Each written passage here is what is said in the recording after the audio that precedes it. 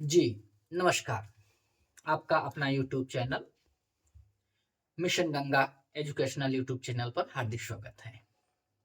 मैं प्रियतोष सिंह, कुल मिला के विद्यार्थी जी। हम आपको आज बोर्ड पर जूनियर मैथ एंड साइंस का जो संभावित कट ऑफ है, उसको हम आपको बताएंगे और इससे बाहर जो भी कट ऑफ हम प्रिडिक्ट कर रहे हैं, इससे बाहर नहीं जाएगा और 100% तो नहीं, 90% कह सकते हैं कि श्योर ही समझे जो भी विद्यार्थी हैं।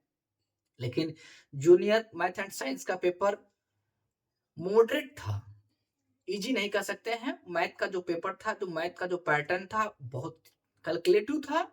उसके बाद साइंस के जो भी क्वेश्चन थे, बहुत ही डीपली थे। हम स्वयं मैथ एंड साइंस जूनियर में और 9th-10th टीजीटी में मैथ से स्वयं एग्जाम देकर एग्जाम हाल में उन सब चीज़ों को हमने महसूस किया है, टाइम ड्यूरेशन को महसूस किया है। इसलिए उसके बाद जब रिवाइज़्ड आंसर की भी आ गई, रिवाइज़्ड आंसर की को देखने के बाद जो भी कट ऑफ है हम आपको बोर्ड पे बता रहे हैं, इससे बाहर नहीं जाएगा।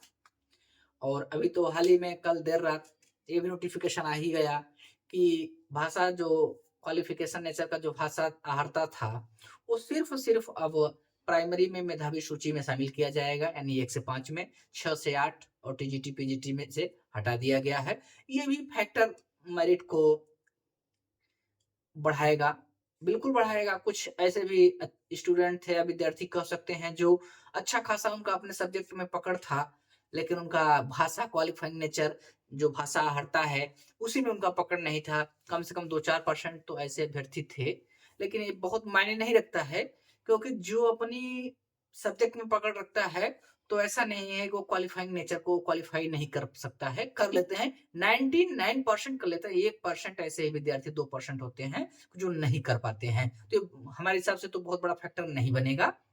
फिलहाल चलिए, बीपीएससी का जो भी गाइडलाइन है हमेशा जारी होता रहता है और अच्छा अच्छा है।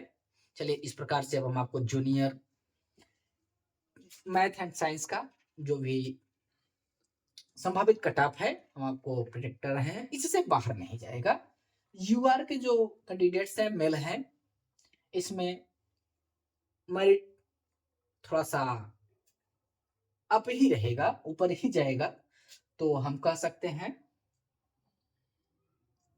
72 से 77, 72 से 77 के बीच में जो भी यूआर कैंडिडेट्स हैं जूनियर मैथ एंड साइंस में, वो अपने आप को सेफ जोन में समझे। वहीं ईडब्ल्यूएस के जो भी कैंडिडेट्स हैं, वो भी इसके नियर अबाउट ही रहेंगे, बहुत ज्यादा अंतर नहीं, 1-2 नंबर का अंतर ही आएगा। तो हम ये कह सकते हैं कि 72 से ही इनको भी रखिए, लेकिन 75 के मिड तक ही रखिए। इतने के बीच में जो भी ईडब्ल्यूएस के कैंडिडेट हैं, वो अपने आप को सेफ जोन में समझे। ओबीसी कैंडिडेट का मेल में बदलाव मिलेगा। ओबीसी कैंडिडेट का हम कह सकते हैं 70 से 74 के बीच में जो है। एससी एसटी का कट ऑफ मेल कैंडिडेट्स में कम रहेगा, तो ये हो सकता है, सॉरी, 65 से 70। और एसटी का कहें तो 63 से 67। लेकिन महिलाओं के कट ऑफ में अंतर देखने को मिलेगा। महिलाओं का कट ऑफ, जनरल जो यूआर की जो महिलाएं हैं, उनका कट ऑफ